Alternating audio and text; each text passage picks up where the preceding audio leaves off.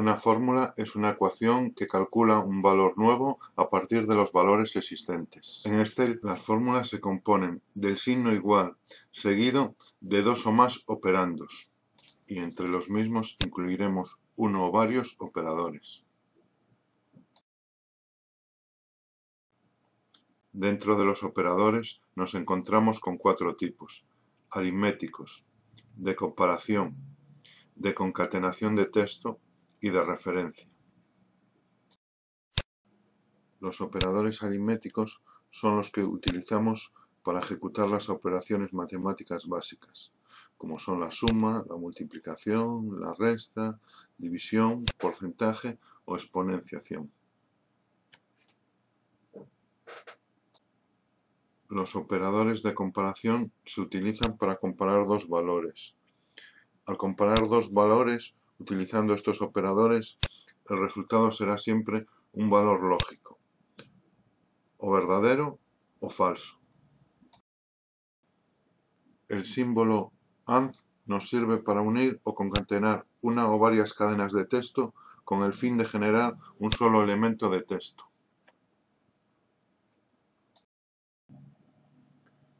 Los operadores de referencia nos permiten combinar los diferentes rangos de las celdas para efectuar los cálculos. El otro elemento que nos encontraremos dentro de las fórmulas son los operandos. Y dentro de los operandos podemos tener tres tipos: las constantes, las referencias a celdas y las funciones. Una constante es un valor que no se calcula, ya que el mismo representa su valor. Por ejemplo, son constantes una fecha, un número o un texto. Si utilizamos constantes en una fórmula, el resultado solo cambiará si modificamos la fórmula. Una referencia a celda identifica una celda o rango de celdas en una hoja de cálculo. Para hacer referencia a una celda se debe escribir la letra de la columna seguida del número de la fila. También podremos hacer referencias a celdas en otra hoja de cálculo. Para ello pondremos el nombre de la hoja de cálculo seguido de un signo de exclamación y a continuación la referencia de la celda o rango de celdas. Si queremos hacer referencia a una celda de un libro de origen externo, deberemos de incluir en la misma toda la ruta de acceso. Si el nombre de la hoja de cálculo o del otro libro contiene caracteres no alfabéticos, se deberá poner el nombre o la ruta de acceso entre comillas sencillas.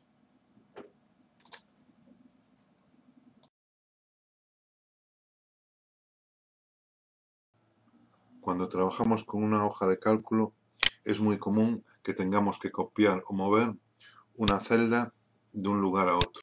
Al copiar una celda de un lugar a otro, las referencias a la misma cambiarán dependiendo del tipo de referencia que se utilice, relativa o absoluta. Si no modificamos el tipo de referencia, Excel nos pondrá siempre una referencia relativa.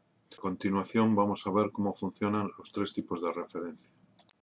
Cuando creamos una celda copiando otra con referencias relativas, a la referencia de la columna y filas creadas se le sumarán o restará el desplazamiento que hemos aplicado al copiar y pegar las celdas.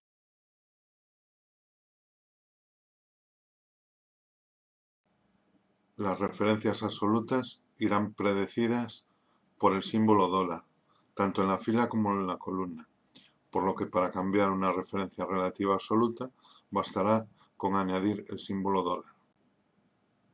Vamos a crear ahora una fórmula en una celda y vemos como de momento las referencias nos las crea como relativas. Vamos a cambiar una de ellas a una referencia absoluta y después de cambiada vemos como ahora al copiar y pegar las celdas, dicha referencia no nos cambia en las celdas pegadas.